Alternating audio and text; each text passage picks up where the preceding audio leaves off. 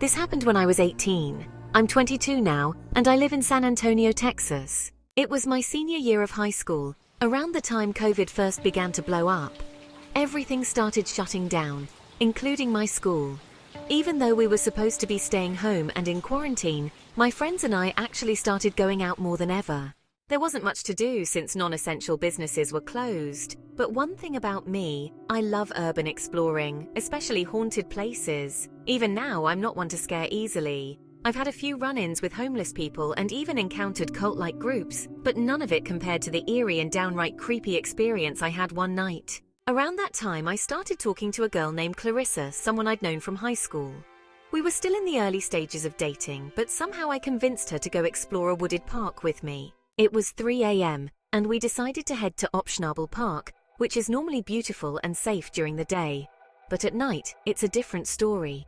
The place was pitch black, with the trees blocking most of the moonlight.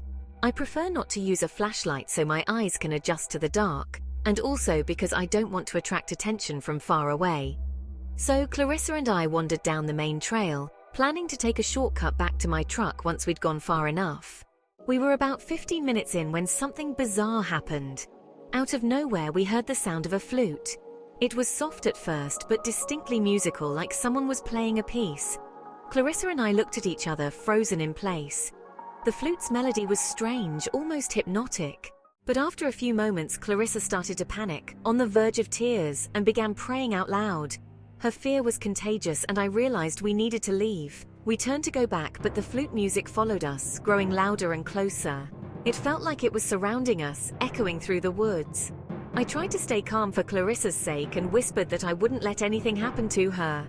I told her we should run, and we did, sprinting down the trail. About 30 feet ahead, we heard something large rustling in the bushes. Whatever it was dashed across our path, but I never saw it. Just the sound and the wind left by its passing. We turned back toward the main trail, adrenaline pumping, and ran all the way back to the truck, never looking back. The next day, I tried researching similar encounters. Stories of strange music in the woods or unexplained flute sounds. I couldn't find anything that matched our experience. To this day, I'm not sure if it was something paranormal or just an eerie coincidence. But one thing's for sure, I won't be going back to those woods anytime soon.